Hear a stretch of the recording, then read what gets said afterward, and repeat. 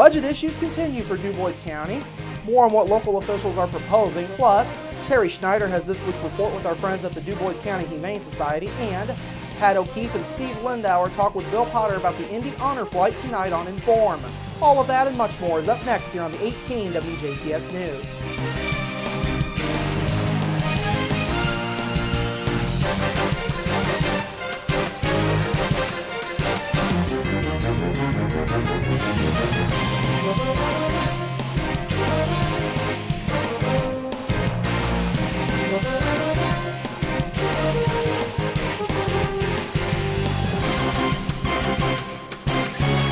Hello, I'm Bradford Raths. We begin with a tragic Monday in Spencer County. Yesterday morning, a Grandview woman lost her life while she was riding a bicycle along State Road 66. Indiana State Police say just after 8:40 yesterday morning, Carol Vinson of Tell City had been driving westbound on State Road 66 when she became distracted momentarily.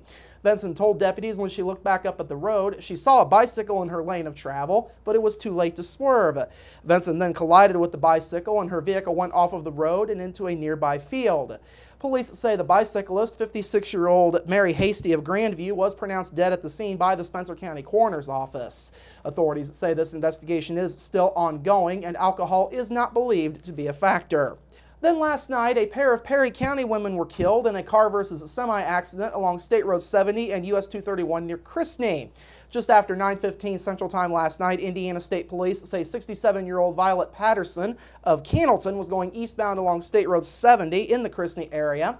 ISP says as Patterson approached the intersection with US 231, she crossed the southbound lanes but did not stop before crossing the northbound lanes.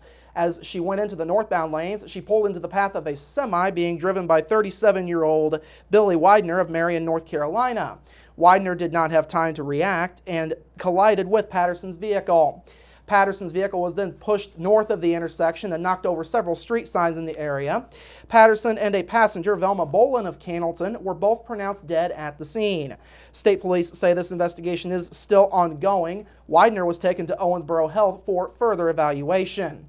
The northbound lanes of the highway were closed for 2.5 hours last night as the accident scene was being cleaned up. We're once again approaching budget season here locally, and the Du Bois County Council is juggling financial concerns for the second year in a row. Last night's discussion at the council meeting centered around largely how to handle the county's edit funds going forward. The council decided last year that the county would keep its edit balance at least $7 million or higher at all times. Issues have surfaced in light of the recent commitments that the council has made from its edit funds, including a 3-year commitment to Du Bois Strong, among others. A list of upcoming projects, such as needed expansion of the county jail and community corrections facilities, are also a concern. Questions loom about how much the county's assessed value will go up this year in the end. Council President Greg Kendall says in light of these developments, it will be important to keep spending under control. That counts for county general, cum cap, COET funds, edit funds, bridge funds, highway funds, all of those. You can't spend more than what you take in unless you've got a cushion back here to take it from somewhere else, which we've had, but we don't want that cushion to get down to where there's no cushion there. Of course, the council had a $1.3 million shortfall in its budget for this year, also resulting in cuts. Now, the council is looking at keeping employee raises for next year at about the same level as they were this year. Additionally, the council will seek to fund benefits and other funds from the general fund this year. Previously, they moved them to the edit funds. And finally tonight, Naval Surface Warfare Center Crane is being recognized for its efforts in technology and education. The base was honored as one of Indiana's Technology Success Stories of the Year by TechPoint, which is Indiana's Technology Growth Initiative. The honors were presented at the Myra Awards that were held this past Saturday night in Indianapolis. Now, the Myra Awards are in their 16th year, and they're designed to celebrate the most innovative and successful tech companies in Indiana, along with entrepreneurs and educators. NSWC Crane STEM Director Tina Klosser also took home individual recognition, as she was rewarded as the Teacher of the Year.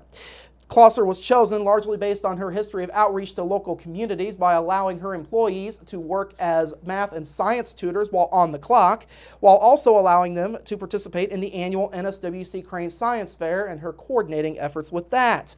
Crane's STEM program launched back in 2010, and since that time, a number of programs ranging from in-class activities and teacher training to one-time public events have been implemented. NSWC Crane and its staff have served more than 8,000 students, more than 100 teachers, and more than 100 schools since the program began. All right, coming up after the break, Carrie is next with our report from the DuBois County Humane Society, and later on, more on the Indy Honor Flight. We're back after this.